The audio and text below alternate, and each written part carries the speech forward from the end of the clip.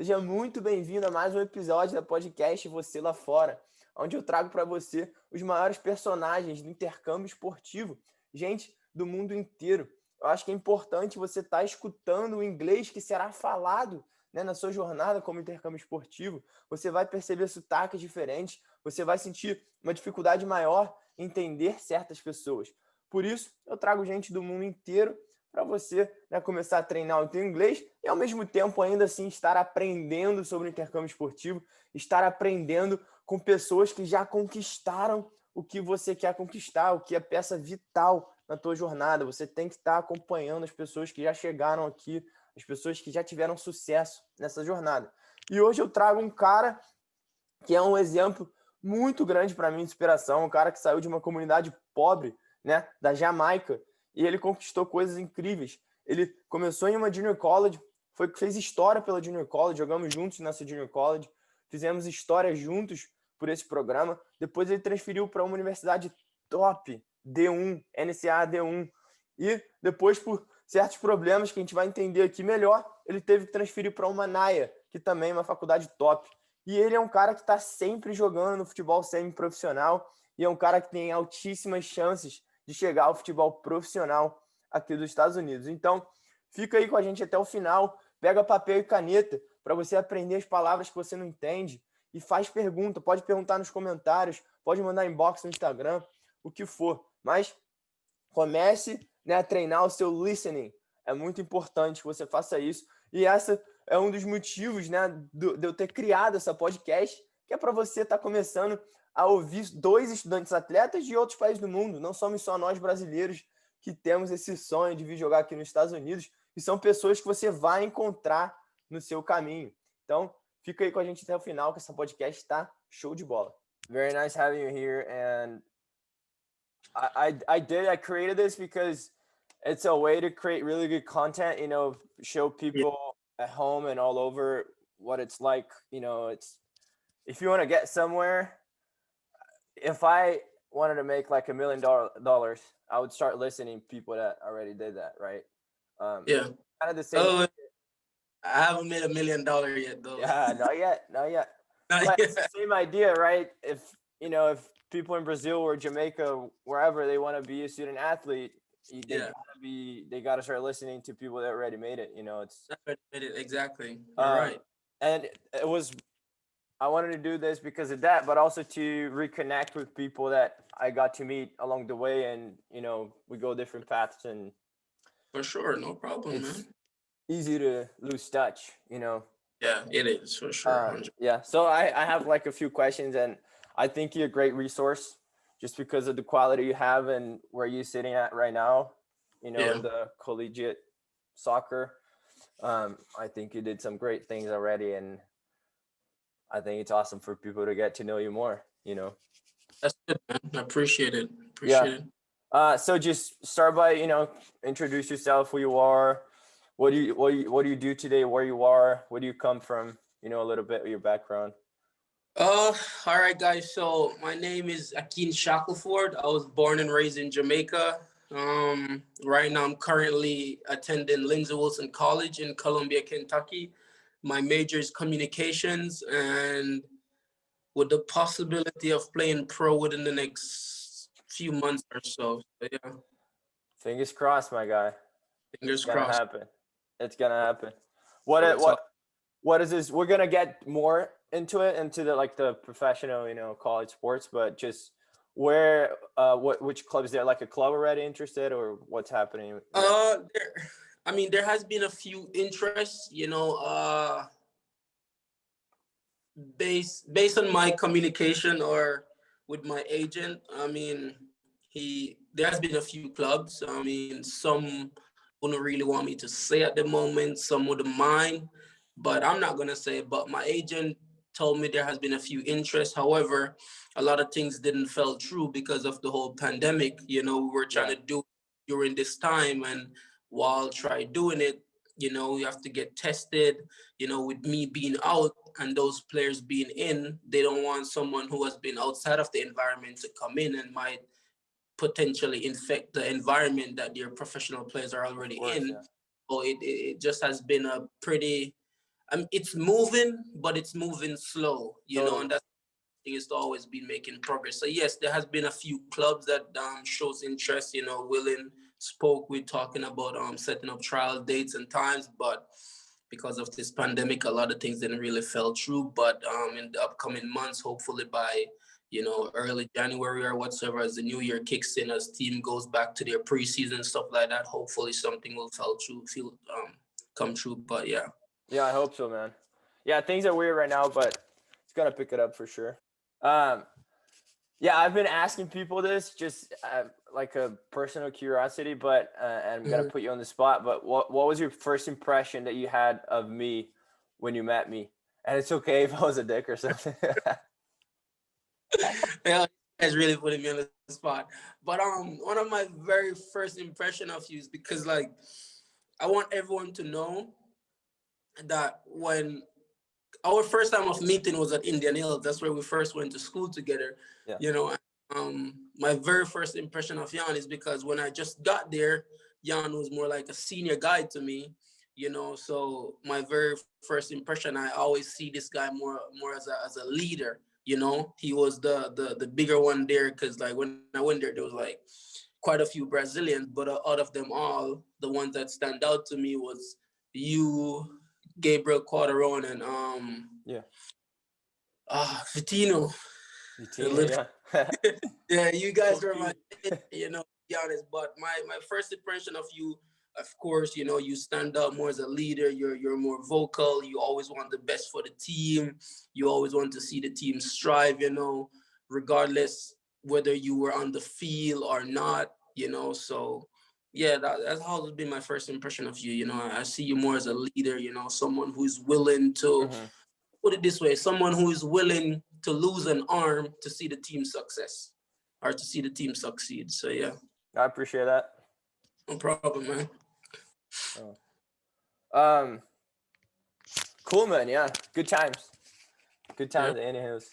And this is something I'm curious too. Like I've always wondered, like, what was your childhood like in Jamaica? Yeah. Like, what it's like there?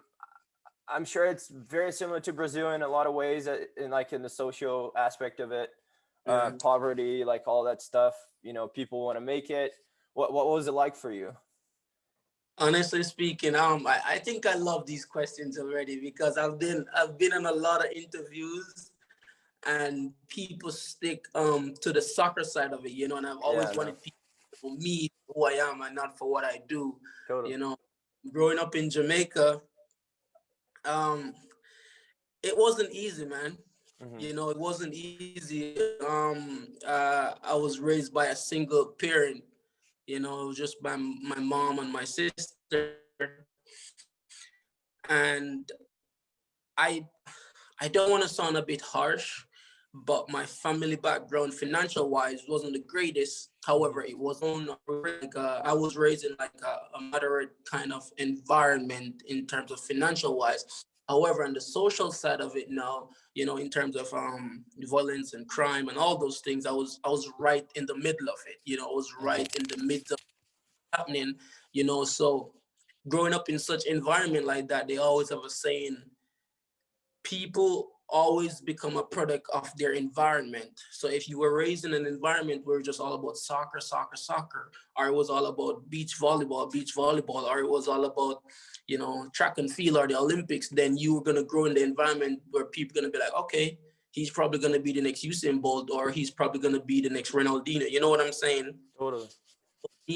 So me growing in a violent environment now, people wasn't expecting what I'm doing now. You know, people are expecting the norm in terms of, oh yeah, for sure, he's gonna go along, follow his friends, he's gonna be a product of his environment, he's probably gonna end up in prison in the next 5 to 6 years. You know what I'm saying? Totally. Yeah. That I was able to define those ads and didn't settle for what people expected of me and try to strive for what I expect of myself, then I was able to make it out. But nevertheless, to talk down in Jamaica like that, Jamaica is a beautiful place. We have can't wait to visit. The economy is, I mean, it's probably not the best, but our tourism sector is awesome. You know, a lot of attractions, the beaches, the hotels, everything there is perfect. But just like any other else country, we both have our good and bad side of it. So I was unfortunate that I was raised in the part that wasn't that fortunate. And so, yeah. Was there a moment for you, like growing up, that kind of clicked that like, I have to do something different? Like if I go down this path, I'm sure you have friends that are still there doing the same things. Yeah.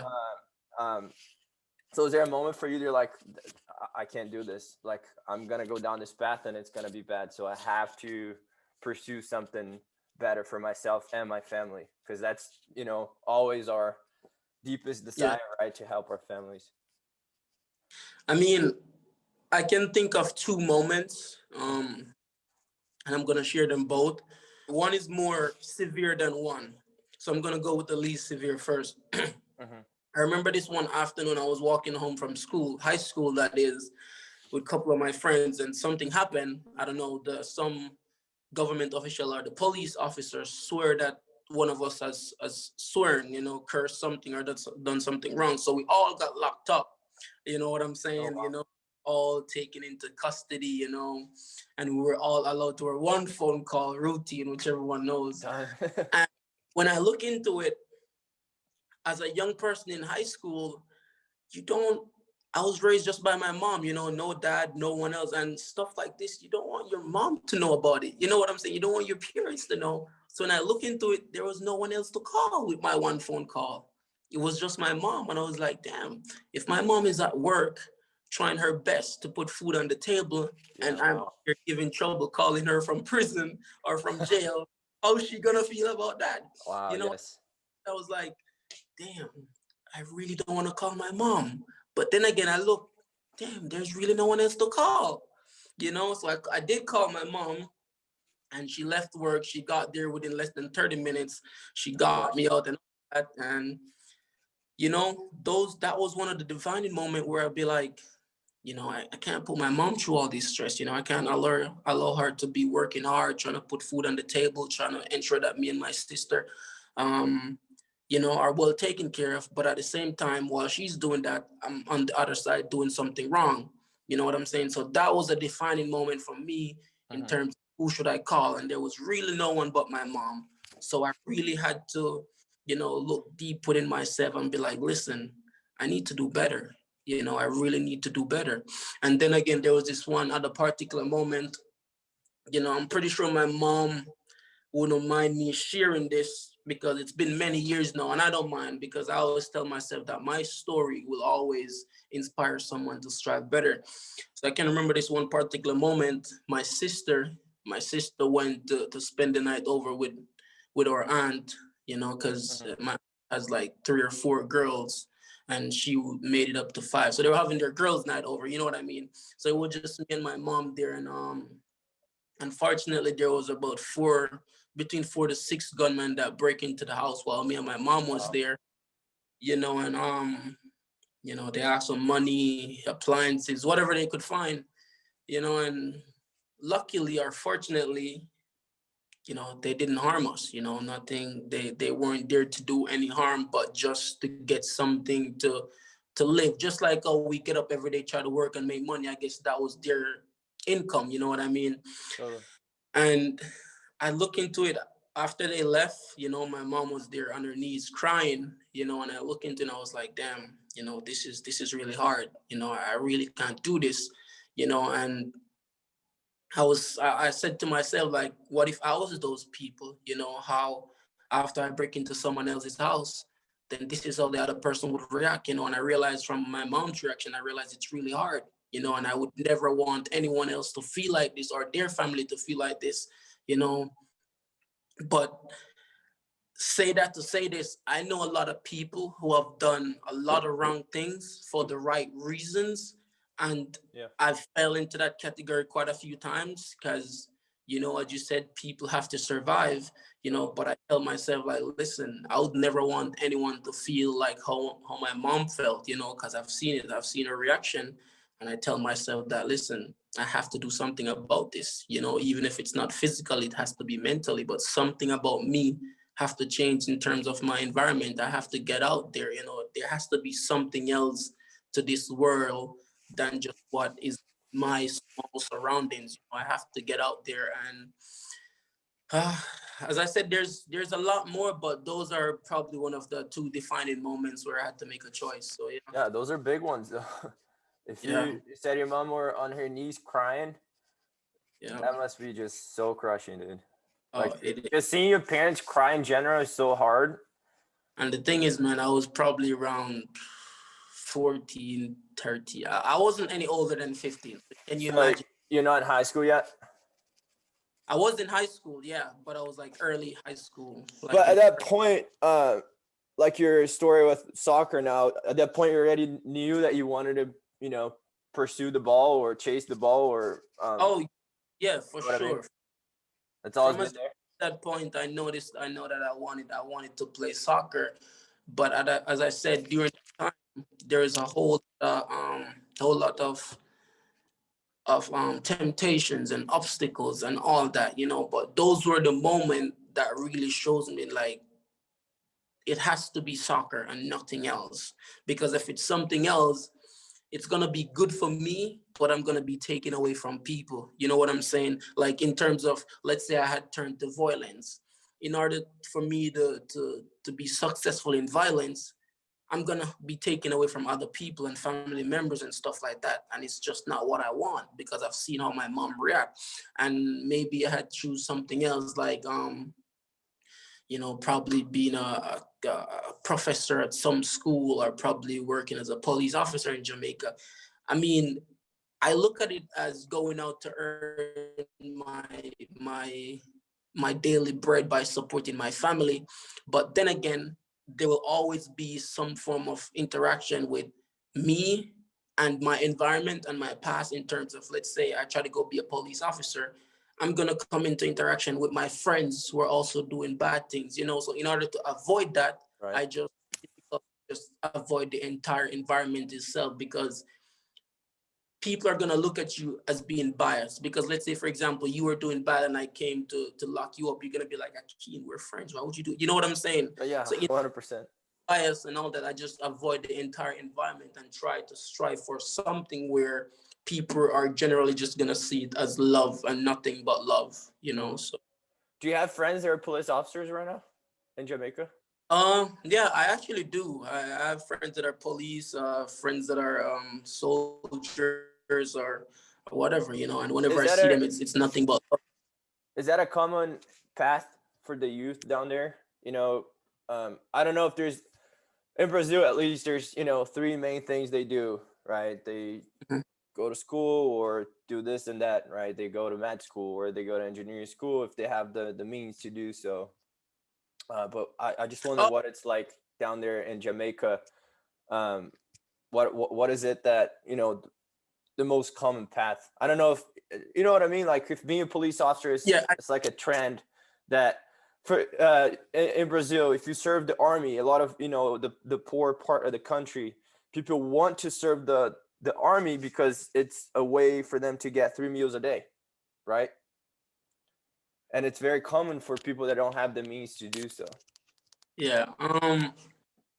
In Jamaica, I wouldn't say there's a common way of getting out, but what I will tell you is that there's a lot of resources and opportunity in Jamaica, because the best way possible is to go to school, to learn, to get a good education, and when you get out, you have schools that you can go to learn trade, like learn how to be a chef, an engineer, electrician, plumbing, or something.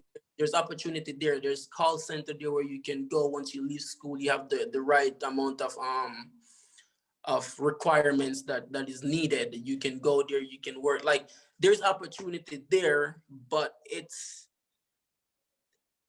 not, people might think it's not there in abundance, because based on their environment, it's like a generational kind of thing. Totally. Right? Let's say I come out now, I live this lifestyle where I feel like, okay, I don't need to go to school, I don't need to do a lot of things. Then my kids are going to come and I'm going to employ the same within their head that, listen, this is what you need to do. You know what I'm saying? So I think it's more of an environmental and and generational kind of thing. The opportunity is there, but they're not gonna see it based on the people that they surround themselves with. You know? Yeah, it's what you said in the beginning. At least at home, very common for people to grow up in the same house, same neighborhood.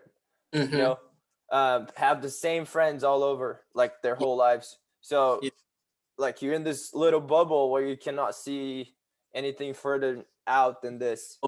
I mean, it was like that for me, and I imagine it's very common everywhere, you know. Oh, sure. Yeah, I love that. I absolutely love that. And at what point in your life did you come across this opportunity of playing in the U.S.? Like, I'm sure that was very different for you and your family. Had any of your friends done that before? Did people call you crazy or said, "What are you doing?" Like, people did not understand what you're doing at first. Oh no, people didn't really, because coming from Jamaica, or not just Jamaica, I'm pretty sure it's other country, but I'm gonna stick to Jamaica because that's where I'm from. But coming from playing high school soccer in Jamaica, the moment you get out, if you want to keep playing soccer, is either two options. It's either you go straight pro, or you go to America to play college soccer and try to pro. So that's a known thing there. So yeah, so me saying like, listen, this is what I want to do. People didn't look at it as a crazy idea because that is what was expected. Okay.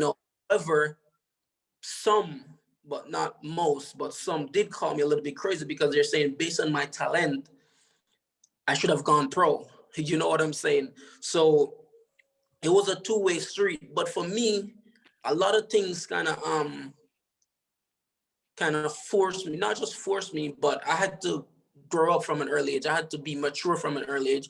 So a lot of things that I've been through kind of impacted my choices. Instead of not going pro, I choose to come to school because, as I said, it was just me and my mom and my sister. So, I had to get an education because that's what my mom wanted from me. So I said, why not achieve two things at the same time, get an education and while doing something that I love? You know what I'm saying? Totally. So yeah, so it wasn't a crazy idea because I know a lot of people who have done it. I have done it. I'm pretty sure there's gonna be a lot of people who's gonna do the same after me too. Totally. So, yeah. At home, it's not really expected. Okay. Because it's a known thing for have to invest some money to get there. Visa, passport, and the likely currency, huh? Currency, and most likely you're not gonna get agencies created a myth of you're gonna get 100% scholarship. Yeah. Pay me some money and I'm gonna get you 100% scholarship. But we know that it's not the reality, right? Yeah. Coaches are not gonna invest in you. They've seen like 3-minute highlight video. That's all they know about you.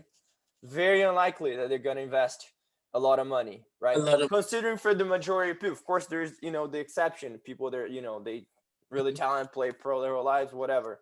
And coaches know, this guy's gonna, deserves 100%, but it's like 0.001%. So it's a known thing for being an expensive thing to do. So people don't think it's there. They don't think it's possible, right? Are you there still?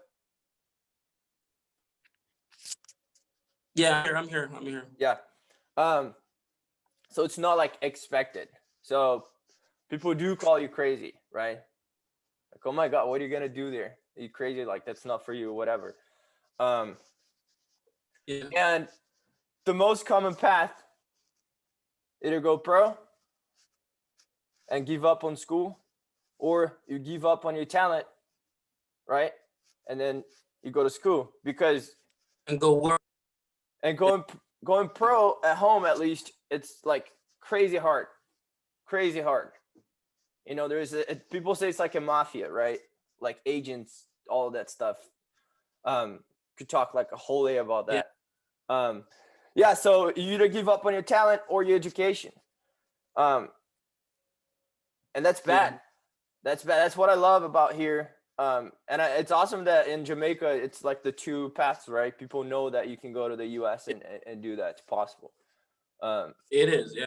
Yeah. And I love that you did that. Also because going pro is like unstable. You don't know, if they're going to cut your contract or how much money you're going to make or what club are you going to play. You might play in a shitty club and your career is very short, right? You got to have a plan B. You have to have a plan B. Like if pro doesn't work out, at least you have a diploma, right? That you can go back home with like US diploma and you're going to be better off than a lot of people. Of course, for sure. And what a lot of people don't understand, a lot of people might say, listen, okay, let's say you go pro, right? And you had a successful professional career. You play at least 10 to 15 years worth of soccer. You retire at the age of 36 or 35, yeah, right? People are going to be like, you don't need anything else because you got money. But listen now, you got the money, but you have other people that are helping you. You have your accountant, you have your PR person. You know what I'm saying? Totally. Those people can come to you at any time and be like, hey, listen, Mr. Shackleford, we need to take care of this. This is the amount of money it's going to need. This is what we're going to need to be doing. Listen, you're in no position whatsoever to negotiate or say anything to them because you're not qualified in that field. You know nothing about that whatsoever. The only thing you have going for you is your money. And in order to avoid that, that is where education comes in. That is where your bachelor's degree, that's where your master's degree, that's where your doctorate comes in. Mm-hmm. If anyone come to you and say, listen, this is what we're in, this is how much we need to take care of it, this is where you come in now and say, listen, I know a little bit more about that. Let me meet with this person, let me negotiate. You know what I'm saying? But you don't have the option, so you can't do anything to help yourself, but just give up your money as soon as someone said, we need some money. You know what I'm saying? Yeah. At the end of the day, you do need one to balance the other one, So yeah. And it's also not only about the credentials, right? You said about bachelor's and all that, but man, you pursue an education in the US. How much did you grow as a man after you moved away from home completely, right? And you're learning other stuff. Like you in school, you're learning about so many different subjects and you're creating networks.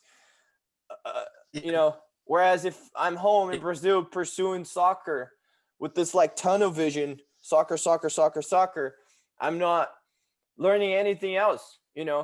How many good players can barely form a sentence in Portuguese, man? It's like insane. And you're done, like you said, at 35, you got some money. Most don't, right? It's a small percentage.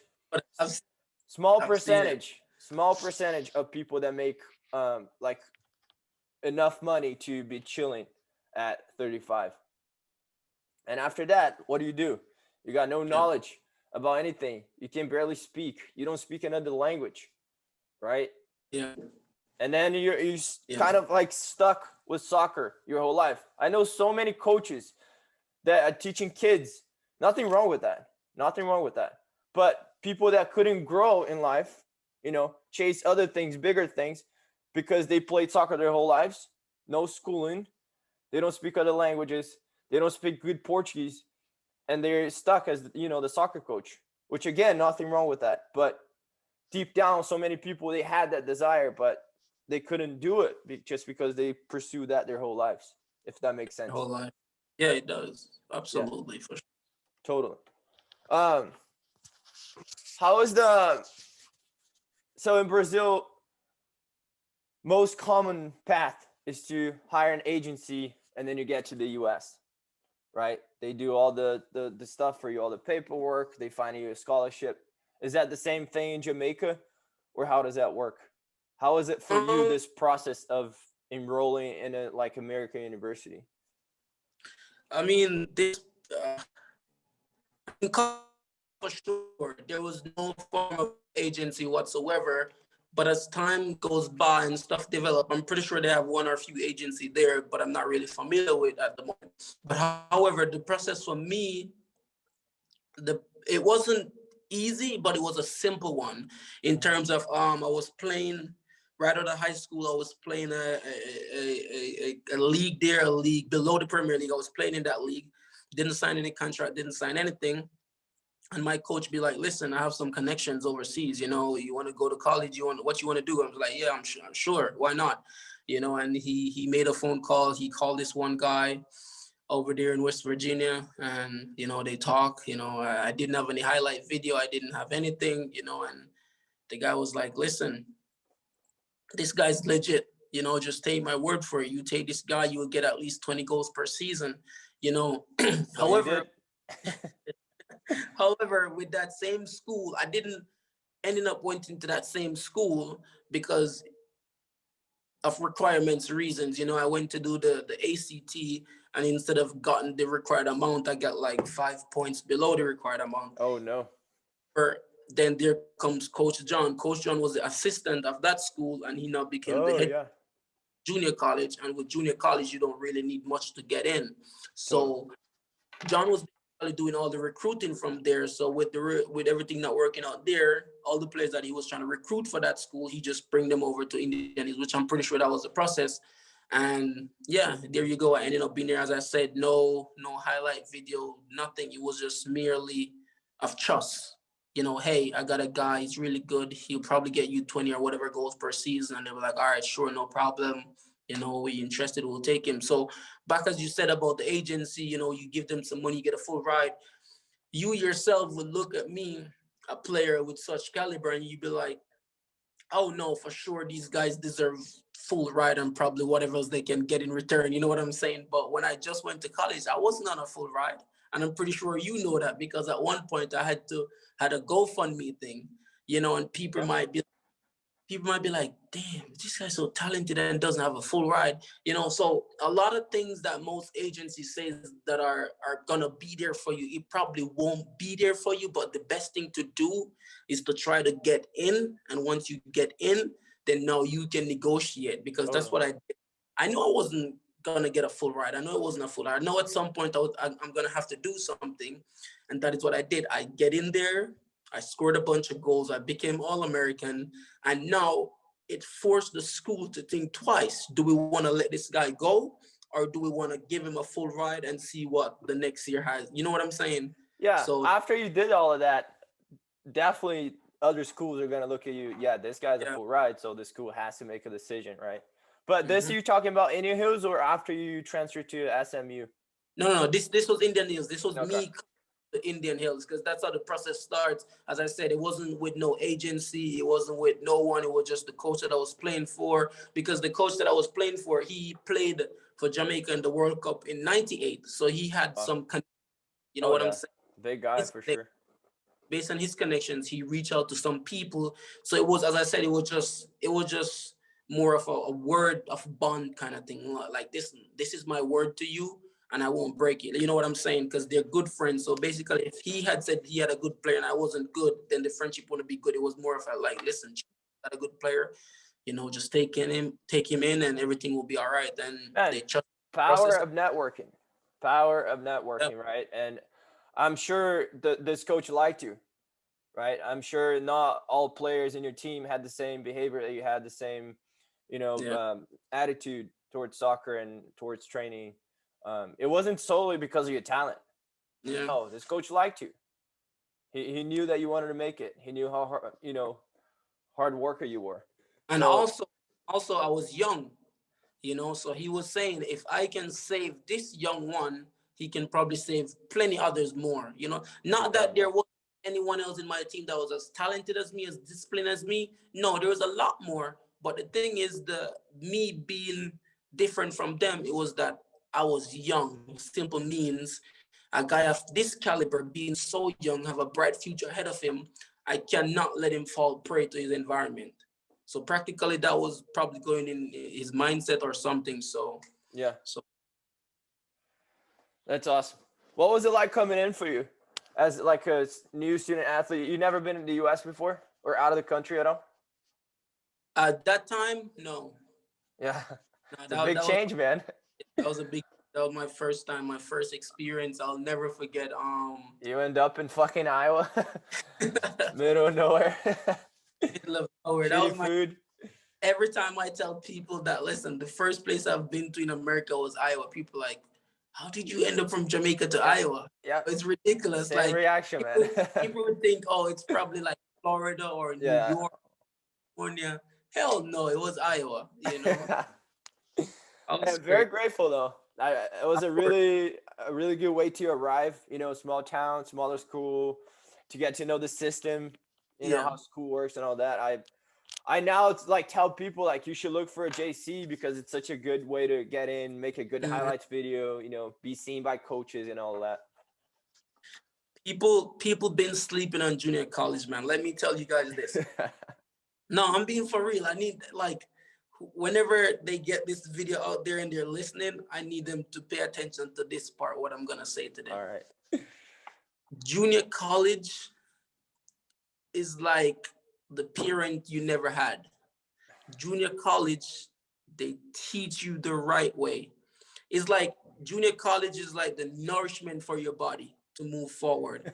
I'm telling you, like when I just got in, I mean, my coach can tell you, Coach John, the athletic director, Brett, they can tell you that the guy that I'm now, I wasn't that guy 4 years ago. You know, when I got in, I was merely still, I was in America, but I was still living in the Jamaica system. You know, I was doing things that I shouldn't be doing. I was, you know, and listen, they had to bring me in a meeting. They had to sit me down, talk to me and be like, listen, if we want to move forward and work with you, like you're an American now, you got to do American stuff. You know what I'm saying? And they didn't have to do that. It was just merely based on their morality and who they are as a person. They did that with me. They sit me down, they talk to me, you know. But listen, for instance, let's say I went to a D1 school first, a big university, a big city, everything's fast moving, people had no time for you. You slip up, you're done. You know, next one. Exactly, next one. And it's a D1, so people are always gonna cook. People are gonna take your spot. But the fact that I went to a junior college first, they show that they actually care. You know what I'm saying? I've slipped up not once, not twice, quite a few times, and I was still there. They teach me the right way. And now, moving on from Indian Hills, coming forward, man, I'm proud of myself, and I'm pretty sure they're proud of me too. So I'm telling you guys, if you have the opportunity to go to a junior college first, please do it. If you're talented enough to go to a D1 and you understand from an early age, fine, so let it be. But don't think of junior college as just a league where it's just a small league. No, it's really good. It develop you a whole lot, and just don't sleep on it. It's really good. And the level is good, man. There's this misconception that the level is bad and junior, you know, Americans are bad and all of that. But then you get there, it's like Spaniards, Jamaicans, Brazilians, British guys. You know, the level is fucking awesome. I loved it. You know, and the level of care is so much higher. Usually junior college, you know, smaller communities, like families, you know, you could see Brad's family coming to games and all of that, you know what I mean? Which maybe you don't see in D1s. I don't know. I've never been to a D1, but having that smaller community, that bond is so much higher, that people care for you so much more as an individual, right? They don't see you just like another guy, like you'd see in a D1. As I was saying, I'll tell anyone, man, like, if you had the opportunity to go to a junior college, please go. Please do so. Because from junior college, you can end up anywhere. You can end up pro, or you can go to D1. You know, junior college, it has it all. The same thing with the D1, it's for a junior college. You know, as you talk about the level is high. The level is high enough for you to leave from there and go to play pro. So, yeah. And needless to say, how much easier it is to keep your GPA like high, and you're getting done, you're getting out of the way all of those gen ed classes that you're gonna have to do them no matter what at a D1, at a D2, like, and it's such a good way to get those out of the way in a much cheaper way too, because they're cheaper. No, tuition so much cheaper. You can focus on your degree and the harder classes. So you can move on to a bigger university and focus only like business classes or whatever it is that you're gonna do, right? And that's another thing that I really like about JCs. What was the soccer like though? I know we had a really good team, but we played, you know, teams that different teams in our league, and coming from Jamaica, Yeah. that's something that always interests me. The styles of the game and all of that, like, and all of the game itself, like your relationship with coach and coaching staff and all of that.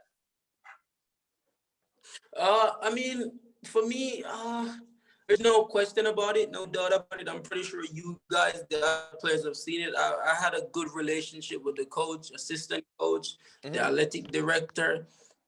So at one point people was thinking, oh, this guy is spelled on. But the level of playing coming from Jamaica, because growing up in Jamaica, I was like, at age 12, 13, 14, I was playing with guys that are like 30 something, 20 something. So I was already a step above my step, so coming here to America and bring that transition over, I've used to play with other guys, I know what it feels like to play a rough game, easy, soft game, or whatever game it is. The thing is, I'm coming over in my game, I kind of locked the discipline and the fitness that I needed. Coach John had to instill that in my head. Coming over, I was one of my best attributes that I was using my speed and finishing. Yeah. And Coach John sit me down, he talked and be like, listen, we have to put more to your game. There has to be more to it, and I wasn't saying coming over the level was easy. I wouldn't say it was hard. It was more of not being in that environment, so you don't know what that environment is all about. But as soon as you get into that environment, you realize, okay, this is what it takes to go forward in the environment, or this is what it takes to stay in the environment. So once you get in, you had a choice of what you want to do. And I realized it's at my early time once I got here, and I just keep moving forward. Not everyone sees that though. A lot of good players that can't understand. And one thing that impacts that a lot is the level of English. I've seen so many good guys. You experienced that too in Indian Hills. Good guys, good players that couldn't understand what John was saying in training, and that impacts their game so much. They can't understand the system. They're behind. You fall behind, and that's just another. For you guys speak English, but for us, it's not the same. And agencies also created that myth that you don't need English, right? Yeah. Come on in. You don't need English, man. You're going to be just fine. You don't know how to play the game, huh? Just know you good. Like, Brazilians are talented. You're going to be fine. You're going to start every game. Coach is going to love you, right? You're going to stand out. But if you're not understanding the fucking exercise, what you got to do, or how to cover the space, and how to communicate on the field too. Like how to give directions on the field efficiently. Yeah, you need that for sure. Cause and that's the thing. That's how intercultural communication comes in. You have to be able to. Otherwise, from soccer, you have to be able to communicate with who you're playing the soccer game with. Because as you said, there was a whole lot of talent, and didn't work out because of the language barrier. Mm-hmm. This guy, I'm pretty sure you remember, Alexis Sanchez. That dude. It was pretty good, pretty talented, really that guy was good, man. I can imagine playing with him. Instead of scoring 33 goals that season, I probably would have scored 55. You know what I'm saying? It just didn't work out. Not because he wasn't good enough, but because of the language barrier. He couldn't even say hello in English. More or less to say, hey, pass me the ball in English. Like, you know what I'm saying? Or hey, I keep cover, drop, drop, left shoulder. Take right 2 steps back. Exactly. Yeah. It's I think you're right. As I said, if they can come in, they have options in moving forward. As you said, it's good to learn a different language, I think that was one of the hardest obstacle for a lot of people, and not just me, because people might think, oh, you're from Jamaica, you speak English for sure, so you might understand. No, it was a bit hard on me myself, because I speak English, but not so very well. You know what I mean? And then I'm going to be playing with other guys who speak English, but not so very well, and some guys who don't speak English at all. So can you imagine a Jamaican guy trying to communicate with a guy who is from Liverpool, England, or Manchester, England? Fuck that accent, dude. Like, or a guy who is from Paraguay trying to communicate with a guy from I don't know, Brazil or Brazil or somewhere. You know what I'm saying? It's gonna happen. We're gonna have a little language barrier along the way. We're gonna have a few obstacles, but as I said, once you get in, it's up to you to know what you want to do to move forward, or if you just want to stay behind. Yeah. So yeah. Yeah, and I like what you said about the choices. In the hills, and that happens a lot where Brazilians end up at the same place. I'm using Brazilians because that's my example. Yeah. But, they end up going to the same schools a lot of times because they're cheaper or whatnot, or they have other Brazilians there already, and that's what they know, right? It's like I think there's a big Brazilian school in Kentucky, Union College or something. I don't know if you heard of them. I've heard about them. Yeah, and they have a choice. They come in. They have at Indian Hills. We had 15 Brazilians, and they have a choice to close themselves out from the culture and other people from out of that environment, or they can push themselves out of their comfort zones and create a relationship with you, right? Exactly. Or with another English kid. I did a lot of that, man. When I got at Indian Hills and I saw myself in that, I never left Brazil for a year, right? I was in Iowa, but like you said, I was still living in Brazil. Not only because of my mindset, there's the piece of the mindset that you're still living in your system. That's just natural, I guess. Yeah. But we also had a ton of Brazilians. So we're in Brazil. I find myself speaking Portuguese all day long. And that was just starting to bother me. I'm like, I'm not here for that. I was trying to get away from it. And this, exactly. And still here. So I started creating friends in school. Like unusual friends per se. You remember Iowa, there's some people that are completely different from Brazilians, some rednecks, and it's helpful or whatnot. It's helpful. It's so helpful, man. It's so helpful. Of course.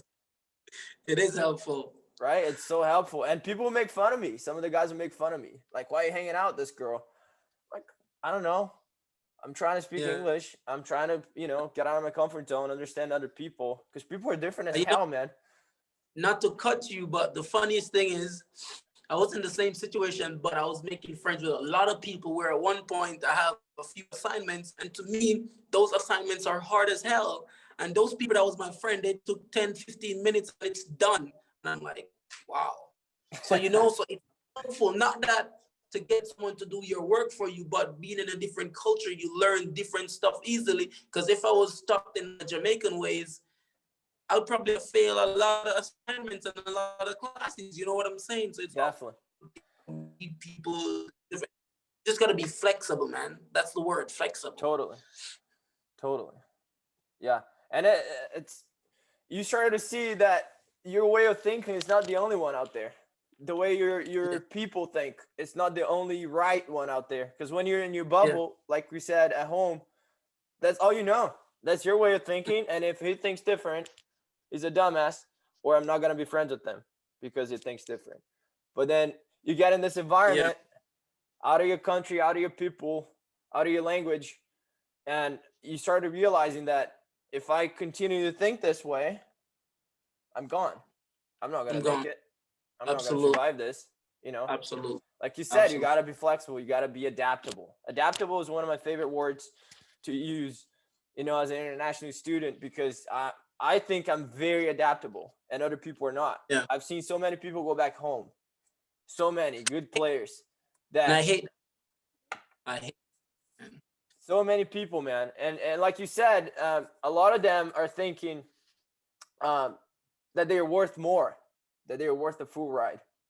And they get on this mindset. They're complaining and they complain about everything. It's expensive. The food is bad.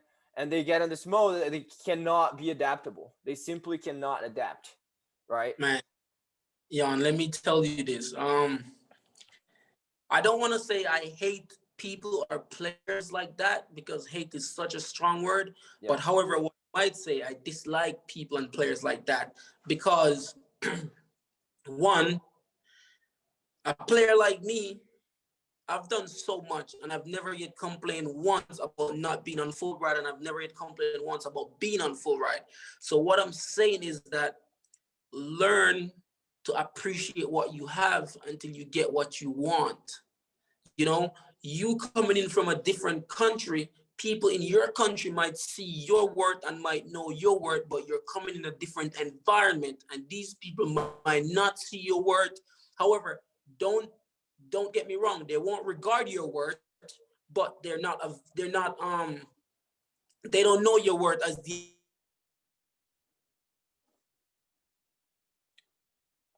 That's it. Totally. Wait, can you repeat what you said? That was really good. Appreciate. You cut out a little bit, so you have to appreciate what you have until you get what you want. Because if I didn't appreciate the fact that just coming from Jamaica to America is so good to me, then I probably would have lost it. You know what I'm saying? I knew it wasn't a full ride, but I still took the chance and come here because I appreciate it so much. And I tell myself, even if after the first term or first trimester, I went back to Jamaica, fine, so let it be. But I want to leave here knowing that I've given it all I had, you know? Exactly. And people or players to have that same mindset. If you're not on a full ride and you're coming here, don't let not being on a full ride be your burden. Don't let that be your problem. You should use that more as your motivation. Because if you're coming here and you're not on a full ride, there's only one thing should be in the back of your head. Stay up to date with your classes, because that's the other way of knowing, like, listen, okay, he's doing his work, we're going to give him a full ride. Stay 100%. Up to date. And also on the soccer field, prove to them that you deserve more than what you actually have right now, or what they're giving you right now. You know, so, man, I just appreciate it. Just appreciate what you have. And when you're in a position to negotiate, then you will be able to get what you want. Exactly. You know, that's the right way to go. Yeah, the school piece is huge, right? Having your grades up, it gives you so much leverage to bargain like more money or whatnot, and not only can pursue other scholarships, right? You gotta, it's like a puzzle. I feel like being student athlete is like a puzzle. You gotta find, different pieces of financial aid. Maybe it's academic, maybe it's because you're an international student, and then there's soccer involved, or there's this warm funding, whatever. For you, coming from a JC, you said you didn't have a full ride at first, even though you knew your caliber, and you showed that. I mean, how many goals you scored, dude? My college level, I scored over 55 goals in 2 years. Yeah, at your JC. And then at your JC, you got All-American both years? Both years, yeah. So as I said, coming in, I didn't have a full ride. I was first few semesters, I was hopping, I was jumping, I was skipping. Then I started to run, then I started to fly. Simple means that I didn't start it on a full ride, but as time goes by, they just get a full ride, a bird, and just right off my, and So and then I went from there. I went to a D1 full ride, and then a lot of things happened there, and I come here again full ride. So I'm saying, basically what I'm saying is that you not get what you want at the moment, but once you get in and show them who you are and what you stand for, then for sure, definitely everyone is going to realize how much. Yeah. And so you got a full ride for SMU, right? Full ride. Yes. Gotta pay anything. Leaving costs. Nothing at all. Let's go, man. Nothing. That's awesome. Everything was. I didn't want to say everything was practically free, because nothing in America is free. Nope. But there's no free lunch, man. I was on a full ride for sure, and one of the perks of being a D1 student, regardless of who you are and where you're from, you always get stipends. They always give you a lot of stipends at the end of the month. you know, so you can, even if you're not working, you have money to fall back on, money to support yourself and your family back home. So yeah, you know, it was there, you know, it wasn't one of the cases where it's not like when I was at Indian Hills, I have to be like, yo, Jan, squeeze me and let me swipe my card to get some free food. You know, it's classic. But hey, those are the moments, you know, those are the moments that define people, you know. So Totally. So yeah, man. What was the level like from JC to D1, soccer wise? The level was different. It was absolute different. It was playing in a D1 is basically you playing one step down from playing professional. You know, a lot of people, especially me, I'm gonna put myself on the spot. A lot of people like me think, oh, being a striker, all you need to do is just, you know, score goals and support your players. But I realized that the defensive side start from me, man. So up top, I think being a D1 soccer player, I think that's the most I've ever slide tackle or, you know, challenge someone in my life. Like, you know, those 50-50 tackles, I have to turn them into 60-40. So Totally. that's hard. Not really hard, but you have to level up somewhat. And also the side of it, you have to keep leveling up, you know. So yeah, leaving from a JC to a D1, it was a higher step up. And as you said, the word you used was adaptable. Adaptable. Yeah. I had to adapt for sure. I had to be adaptable, stay flexible, you know. So yeah. Did you start games from beginning, or did you start games at all, or what was that like for you? Did you have to step up your game? When I went in, and we keep going back to the same argument because it's the same thing everywhere. I'm pretty sure it's gonna stay this way. Yeah. Going in, I went in on a full ride, but however, even though I got a full ride, I didn't went in and start. You see what I'm saying? Yeah. So I went in, and first 2 games I came off the bench. You know, I scored in my debut game and stuff like that. And, you know, I started a few games. I came on a few games. I probably didn't play at least 1 game at all.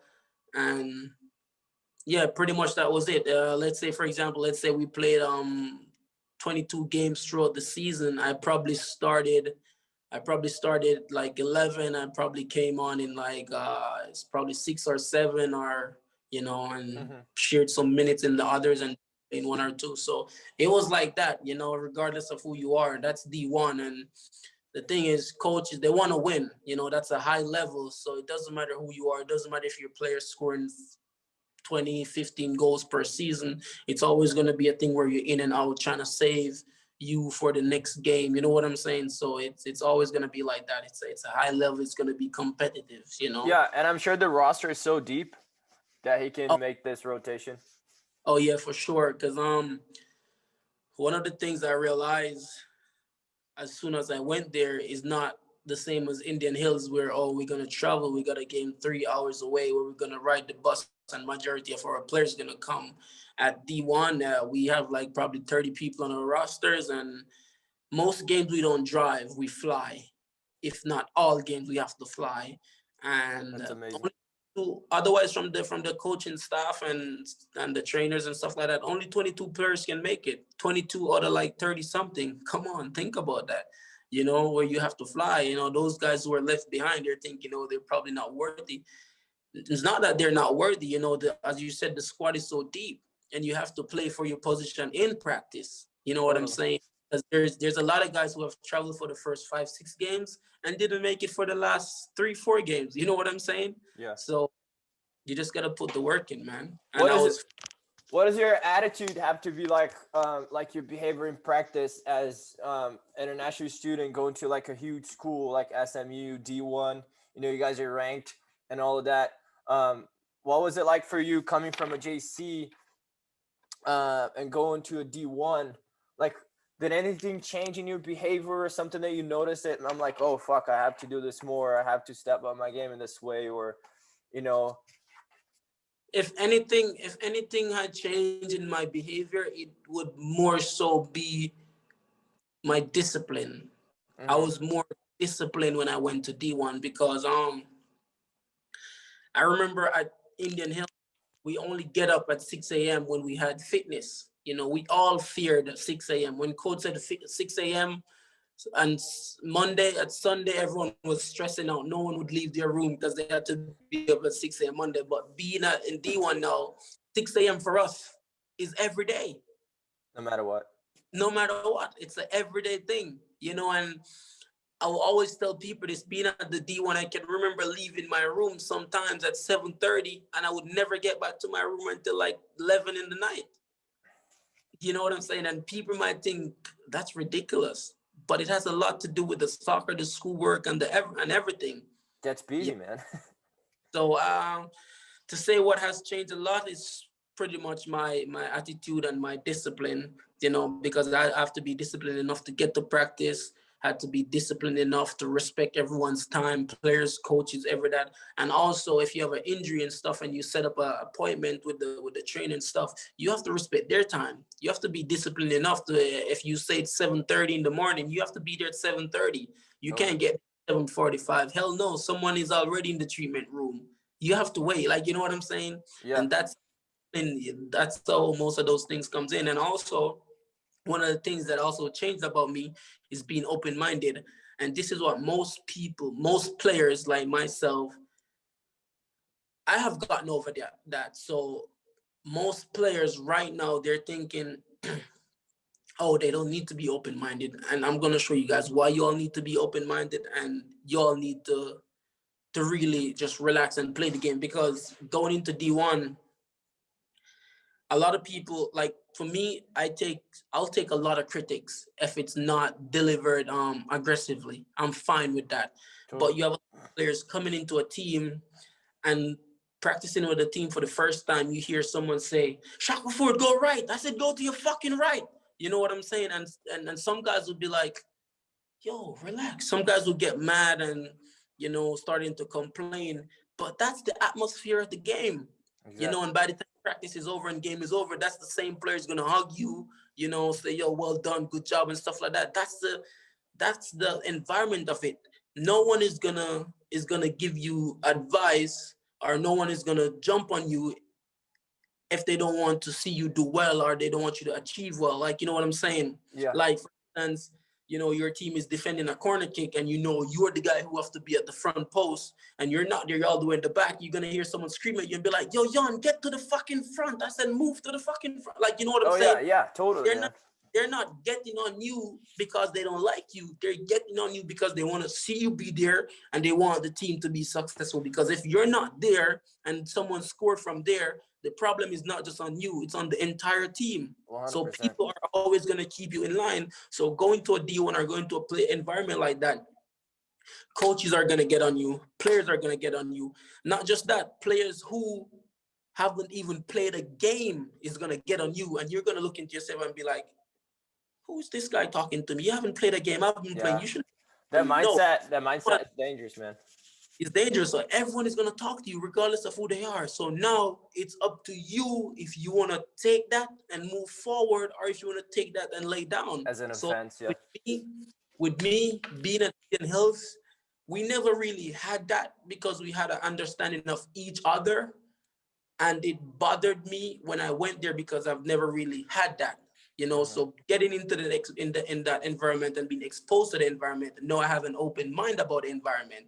You know what I'm saying? When I wasn't exposed to it, I had a problem about it. But now I'm exposed to it. It's like nothing to me. Because at Indian Hills, we never had that. You know, we had an understanding of how we need to play, what we need to do, and we know how everyone is going to react to a certain situation. So that's why it's always good to stay open-minded, as you said, be flexible and all that. So are adaptable. So yeah. So many situations that's gonna happen not only on the field, but like, how many times does it happen that a player comes in as a left back and ends up playing, you know, center back or whatever, and if they have this mentality, right, the bad habits, and they don't take that well, they don't take that as, well, this guy, he's seen something different. Mm-hmm. He wants me to succeed. No coaches want you to like not do well on the field, right? Yeah, it's funny to talk about that, the changing of positions, because I remember when I just got here to this school, there's a few Brazilians here as well. I don't know, man, it's crazy. Brazilians are everywhere. It's for some reason I feel like it's either I can't live without them or they can't live without me, but they're everywhere. So coming here, there's a few players, and there's this one particular player from Spain. He plays center forward. You know, plays dead center forward. I play dead center forward. You know, but the thing is, with my college experience and all the experience I have behind me, I was able to change my position just to make him feel comfortable, you know. So granted, as I said, I scored 22 goals, 30 goals, almost 10 goals at SMU. And then coming here now, the coach talked to me and be like, this guy's a freshman, but he's our center forward. And, you know, we rather have you on the field than him, but having you and him on the field is more threatening than having one. You know what I'm saying? So I said, coach, no worries. You know, I play right midfield. I want to play, yeah. Right. A Brazilian kid played on the left, and I played to the right. I said, it's fine, don't worry about it. And from the right, I ended up scoring 25 goals. Right. Just the right. So imagine and you might find yourself, you know, successful in a different position that maybe a position that you never played before. Be adaptable and be flexible and open-minded. Like anything is possible. Just don't go to an environment with a closed mind thinking, okay, or go there with a tunnel vision, as you said earlier, just thinking, oh, this is what I'm here for and this is what is going to happen. It's never going to work out like that. But I promise you, how it's going to work out, it's going to work out for the best for you. Totally. Yeah. It's very common for Brazilians especially that a lot of Brazilians play, you know, youth academies and they almost make it to pro. It's like very common. So there's this idea that the soccer in the U.S. is bad, and Brazilians are gonna come in, you know, and just play every game, play every minute. They're gonna dictate everything. They're gonna play the position they want, and they have this huge ego that if someone yells at them on the field, on the practice field, or even on the game, they're gonna do exactly that. They're gonna like, who the fuck are you? Like, I'm much better than you, so you can't talk to me like that, right? And it just that mindset is so dangerous, man. So dangerous. And I've seen so many people fall in that trap. Yeah. Like a lot of them. I don't know if you played with Victor Love forward at Indian Hills. I don't think you did. He was really good player. He was really good player. He had the size. He was a forward too, and he had the size, you know, experience from home. He played in, you know, youth academies and whatnot, and really smart player, but he had this mindset that I'm better than you and you cannot give me feedback on the field. He reacted so bad to that, and he was gone. A year later, he was gone. You know, that's not the way to react, man. You have to come in from a country like a Jamaica and a Brazil or a less fortunate country. You have to be open-minded, man. You have to be willing enough to learn and know that, listen, all that I'm taking in is for me to go forward with, you know. Now you're in a different environment, a different country. So probably what someone is saying to you, that's probably the right thing they're telling you, you know what I'm saying? So, yeah, man, you have to be open to learn, you know. Yeah, it's something that I always say here on our team. Like, you have to leave your ego out of the door. Once you step on the field, once you step on the practice field, it has to stay out of the door. You know, ego being like all your bad habits, your beliefs, you know, all the influences you had your whole life that you think are right, or you think that's you, right? That's who you are. But it's just, you know, I call it like a black bag of all the shit you went through in your life, right? That you carry on your back. We all carry that. But you have to be smart enough to leave that out of the door and be open-minded, like you said. Yeah, for sure, man. A lot of learning, man. Living abroad and going through this is crazy. The amount of learning. A whole lot. A whole lot. And something I never got to ask you, and that surprised me. Why'd you go from a D1 to NAIA? I never really understood that. A lot of people didn't really understand that. Yeah. But I don't mind sharing, man. No, I'm glad I'm having this chance, because it's something that whenever I think about you, I'm like, oh, he went from D1 to NAIA. I wonder why, you know? Yeah, I mean, I don't mind sharing. It was a case of, as I said, back to the schoolwork, it was a case where you have to be a certain amount of GPA in order to stay and play. However, that required amount, I went below that. Now, granted, I didn't have to left, or I didn't have to leave, because I had the option of, you can sit this year out and play the following year. Like, you know what I'm saying? Yes, totally. You know, but I was there, and I was like, and also it was more of a, if you look at it, it was more of a business side to it, you know, because like, okay, we have a player here in full ride. He's not eligible to play this season, but he can play next season. You know, how about probably we can bring someone in on his scholarship? So, you know, it was more of a, it wasn't, oh, you have to go, you know, because I'm pretty sure I parted ways with them on good terms. We all parted ways on good terms. It was just a case of me like, no, I want to play this season. You know, I want to get out there, I want to play. And then I had the possibility of going pro and leaving school early, you know, so it was just a case of that. I went below the required GPA, and I had the option of staying and playing next season, or I had the option of, you know, go find a different school. But the thing about that is, once you went below the required GPA at NCAA school, regardless of the level, whether it's D1 or D2 or D3, you cannot go to an NCAA school if you fell below the required GPA at 1. You know, so at that point, I couldn't, you know, Coach John is at a D2 or whatever. I couldn't go there. I would love to gone there, but I couldn't, because he's still in the NCAA system. So I had to go outside of the NCAA system in order to go back to school. And I said, yeah, you know what? Why not find me a good NAI school and just go there and express myself? So that was pretty much it, man. It wasn't, I mean, a lot of people might see it as a big deal. For me, I didn't see it as a big deal, because I still have the ability to play, and granted, a whole lot of things was happening in the background as well, you know. So yeah. No, I think you still went to a pretty high up school. You know, Lindsey Wilson, you guys are way up there in the ladder, so still got good chances. You're winning games, you're winning conference or whatever. Yeah.